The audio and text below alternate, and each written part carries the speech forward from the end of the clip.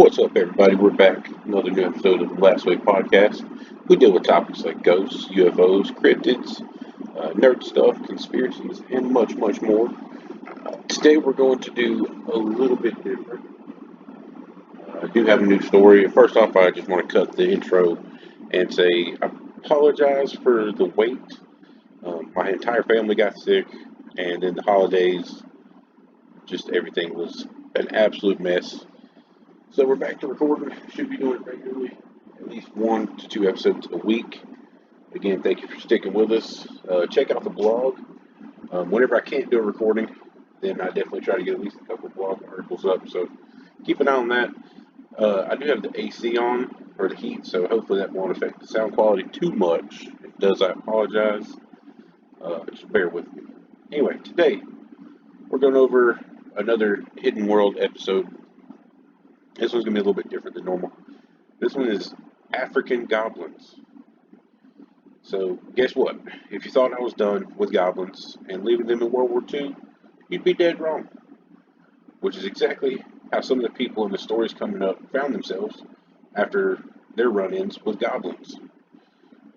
A very recent story from Zimbabwe in Africa tells the story of a suspected goblin who kills 10 members of a family.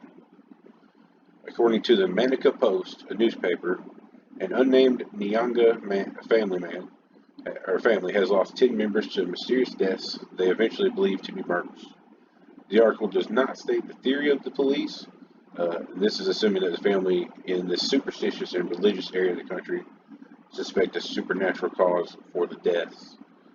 The family, being so concerned for the remaining members, moved into a church, to a local church of a village prophet or shaman.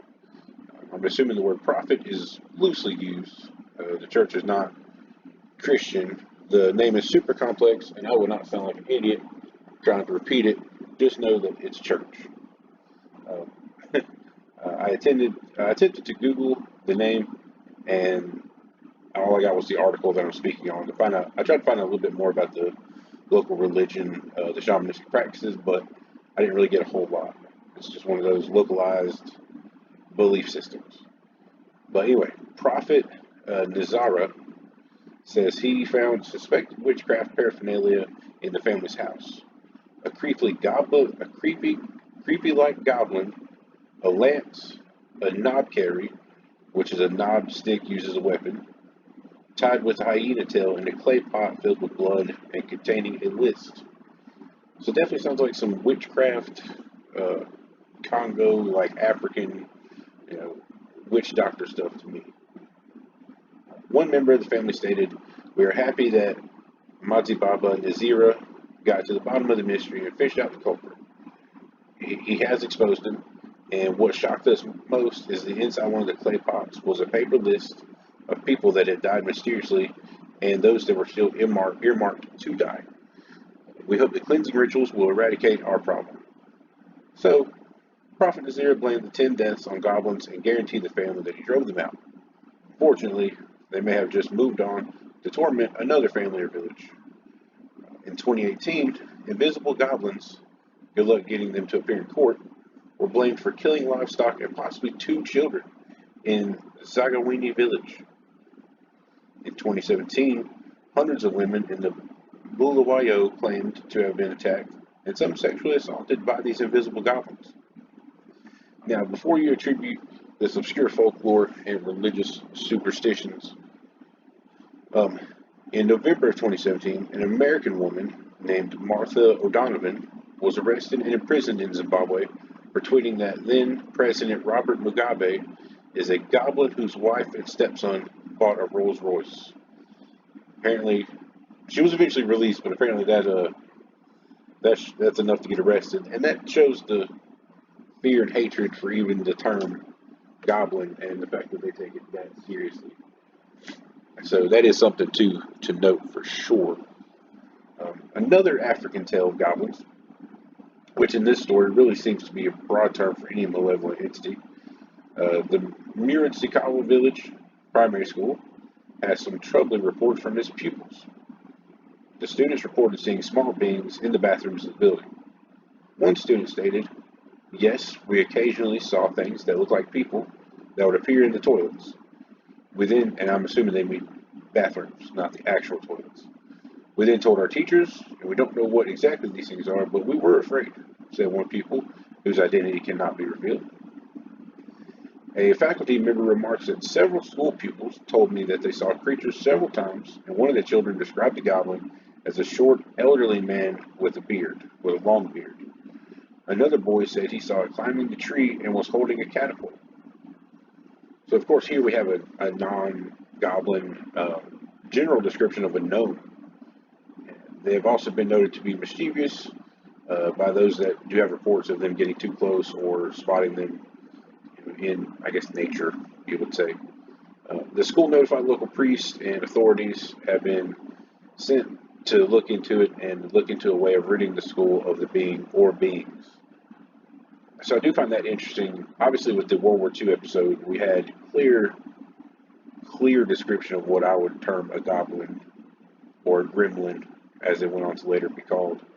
But this, a small old man with a long beard, I mean, that sounds like open and shut case to be a gnome of some sort. So, and it's all the way in an African village. So, I mean, that's so crazy to me. I'm sure they have their own local legends and things of that nature. Of every place in the world has their own terms for things. So again, I think goblin is just a really generic term for any kind of malevolent small being. Moving right along, the main thing I have found in these communities is a hardcore belief in these beings, witchcraft, and other strange elements. While not on topic as far as their belief systems, I did stumble across a show called The Wrestlers, and it airs on Vice, which is a fantastic channel. They showcase wrestling from around the world, and one episode apparently focused on African witch wrestling. This was the craziest stuff I had ever seen. They literally had witch doctors in a ring. Some actual wrestling was occurring, but then this lady, obviously a very famous witch doctor in the area, literally just held her hand up, and the guy that was fighting her just stopped dead in his tracks. He laid down. The lady apparently goes to retrieve a knife from an assistant, and then I'm assuming it was not real, but she proceeded to cut what looked like cutting into his stomach, retrieving intestines and eating them. Again, I'm sure it was fake, but just the belief in it was enough that when she left the ring, flinging around small bits of intestine allegedly. I mean, people were running out of the area, like stampeding to get out. So I thought that was pretty cool. I mean, honestly, I couldn't tell if she was using magic or whatever for real. But it was pretty crazy. It was pretty crazy to watch, and just to see the sheer terror of the crowd as they ran. Clearly, these ancient practices and witch doctors still hold a lot of sway and belief in the culture, even in modern times. There were a few other more convoluted stories, if there haven't been convoluted enough already. People were assaulted by the spirit of a family member. People claiming enemies were wizards with goblins as their workers. All of these included the same themes: wizards, witch doctors, goblins, mainly angry family members. Seems to be the overall arcing theme of this situation. Finally, one of the craziest stories I found was between a husband and his young bride. I'm assuming an arranged marriage by what I read, but I don't want to jump too much into that. A man took his young wife to court because she was too cold in the bedroom. His account to the judge went as such: Your Worship, I do not know why she behaves like that. I have come to the conclusion she's either being tormented by goblins or she has a spiritual husband. I am no longer enjoying my conjugal rights, and I have tried to enlist the services of her parents to address the problem, but to no avail. Not exactly what I expected when I heard there were goblins in Africa. Maybe I am just as misleading with with my title as the titles were to the stories that I found. But it just seems to be pretty interesting that such an international term, such as goblins, is a thing that's described in places around the world and fills tribes in Africa with just utter fear and anger, and I just found that crazy. It's incredible how legends can travel. Maybe these beings are real. Maybe they're actually everywhere. Obviously, we saw with the World War II story. Um, and if you haven't listened to that, I definitely recommend that. That was one of my favorite things to research, and it was goblins that were sighted in planes, especially of the Royal Air Force during World War II. And these small beings would, destroy the plane. They would take stuff apart.